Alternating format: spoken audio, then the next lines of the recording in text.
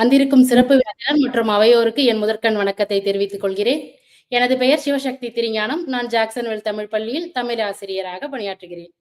என்னை நன்றாக இறைவன் படைத்தனன் தன்னை நன்றாக தமிழ் செய்யுமாறு அகத்தியன் தொட்டிலிட்டு தொல்காப்பியன் தாலாட்டி கம்பன் சீராட்டி மூவேந்தர்கள் பாராட்டி வருடங்கள் பல ஆயிரம் கடந்தாலும் இன்றும் நாம் பல நாடுகளில் சங்கம் வைத்து தமிழ் வளர்க்கும் கன்னித்தமிழாய் செந்தமிழாய் வாழ்ந்து வரும் எம் தாய்மொழியாம் அன்னை தமிழை வணங்கி நேர மேலாண்மை என்ற இந்த உயர்ந்த கருத்தினை பற்றி பேச வாய்ப்பளித்த அமெரிக்க தமிழ் கல்விக் கழகம் மற்றும் ஜாக்சன்வெல் தமிழ் பள்ளியை சார்ந்த அனைவருக்கும் எனது கனிவான வணக்கத்தை பணிவாக தெரிவித்துக் கொள்கிறேன்.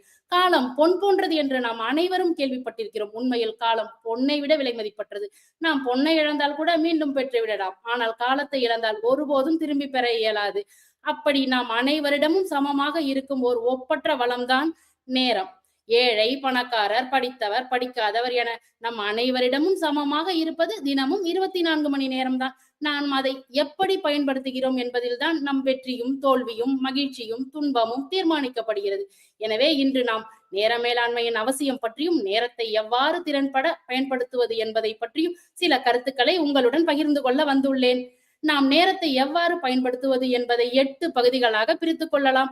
1. திட்டங்களை பட்டியலிடுதல், செயல்களின் முன்னுரிமையை அறிதல், நம் கவனச்சிதறல்களை தவிர்த்தல், ஒத்தி போடும் பழக்கத்தை கைவிடுதல், பெரிய வேலைகளை சிறிய இலக்குகளாக பிரித்துக் கொள்ளுதல், ஓய்வு மற்றும் சமநிலை பேணல், நேர மேலாண்மையை ஒரு பழக்கமாக பின்பற்றுவது, பிறரிடம் உதவி பெறுவது.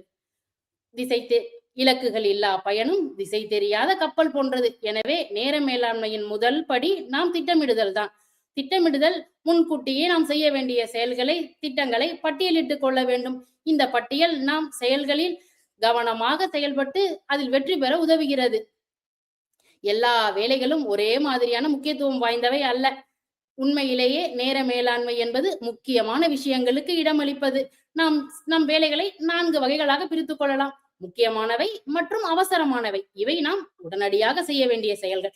முக்கியமானவை ஆனால் அவசரமற்றவை. இவை நாம் திட்டமிட்டு செய்ய வேண்டிய செயல்கள். முக்கியமற்றவை ஆனால் அவசரமானவை. இவை நாம் பிறரிடம் ஒப்படைத்து செய்ய வைக்க வேண்டிய செயல்கள். முக்கியமற்றவை மற்றும் அவசியமற்றவை. இவை நாம் தவிர்க்க வேண்டிய செயல்கள். இன்றைய உலகில் கவனச்சிதறல்கள் மிக அதிகம். நாம் நம்மளது நேரத்தை எங்கு எப்படி செலவிடுகிறோம் என்பதை எப்பொழுதும் கண்காணித்துக் கொண்டே இருக்க வேண்டும். குறிப்பாக கைபேசி, வலையொலி, சமூக ஊடகங்கள், தொலைக்காட்சி போன்றவை நம் நேரத்தை வீணாக்குகின்றன. ஒரு வேலையை நாம் செய்யும் போது அதில் முழு கவனத்துடன் ஈடுபட வேண்டும். தேவையில்லாத குறுக்கீடுகளை தவிர்த்து அமைதியான சூழலை உருவாக்கி கொள்ள வேண்டும். நாம் பெரிய வேலைகளை சிறிய சிறிய இலக்குகளாக பிரித்துக் கொள்ள வேண்டும். ஒவ்வொரு சிறிய இலக்கிற்கும் ஒரு குறிப்பிட்ட காலக்கெடுவை நிர்ணயித்துக் கொள்ளுங்கள். அது நம் வேலையை இலகுவாக முடிப்பதற்கு உதவியாக இருக்கும். நாம் ஒவ்வொரு சிறிய வேலையை முடிக்கும் போதும் அது நமக்கு மன திருப்தியையும் ஊக்கத்தையும் தரும். காலையில் நாம் எழும்போது கடிகாரத்தின் எழுப்பொலியை நிறுத்திவிட்டு இன்னும் சிறிது நேரம் தூங்கலாம் என்பதில் தொடங்குகிறது ஒத்தி போடும் பழக்கம். நாம் ஒவ்வொரு வேலையை ஒத்து போடும் போதும் அது வேலையின் சுமையை அதிகரித்து கடைசி நேரத்தில் நமக்கு மன அழுத்தத்தை ஏற்படுத்தி விடுகிறது. மனித மனம் என்னவோ இலகுவான வேலையையே செய்ய விரும்பும். ஆனால் கடினமான வேலையாக இருந்தாலும் நாம் அதில் முதலில் செய்து முடிக்க வேண்டும். வாழ்க்கை என்பது வெறும் வேலை மட்டும் கிடையாது. தொடர்ந்து நாம் வேலை செய்து கொண்டே இருந்தால் அது நமக்கு சோர்வை ஏற்படுத்தும். அந்த சோர்வு நாம் அடுத்த வேலையை செய்வதற்கு மிகவும் இயலாத தன்மையை ஏற்படுத்திவிடும். எனவே வேலைக்கு நடுவே சிறு சிறு இடைவெளியை எடுத்துக்கொள்ளுங்கள். இது நாம் அடுத்த வேலையை செய்யும் பொழுது புத்துணர்ச்சி அடைய செய்து அடுத்த வேலை சிறப்பாக செய்ய உதவுகிறது. நம்முடைய உடல் ஆரோக்கியம், குடும்பம், வேலை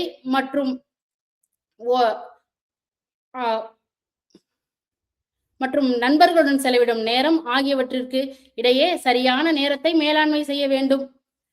வெற்றிக்கான திறவுகோல் நேரத்தை மேலாண்மை செய்வது அல்ல, நேரத்துக்குள் நம்மை நிர்வகிப்பது. எனவே நேர மேலாண்மையை ஒரு பழக்கமாக பின்பற்றுவது மிகவும் அவசியம்.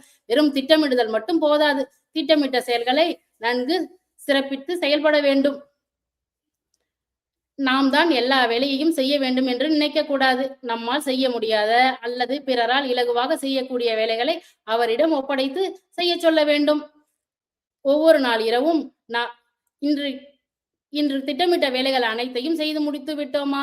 இன்னும் ஏதேனும் மீதம் இருக்கிறதா என்று பார்த்து, நாம் இன்று செய்ய முடிக்காமல் அந்த வேலையை செய்ய முடிக்காமல் போனதற்கான காரணம் என்ன என்று ஆராய்ந்து அறிந்து அதை சரி செய்ய வேண்டும். ஞாலம் கருதினும் கைகூடும், காலம் கருதி இடத்தார் செய்யும். உரிய காலத்தையும் இடத்தையும் ஆராய்ந்து அறிந்து செயல்பட்டால் இந்த உலகமே கூட நம் கைக்குள் வசமாகிவிடும் என்று கூறும் ஆசான் வள்ளுவனின் வாக்குக்கிணங்க நேரத்தை சரியாக பயன்படுத்தி ஒவ்வொரு நொடியையும் சரியாக பயன்படுத்தி வாழ்க்கையில் வெற்றி பெறுவோம். வாய்ப்பளித்த அனைத்து நல்ல உள்ளங்களுக்கும் என் நெஞ்சார்ந்த நன்றிகள்.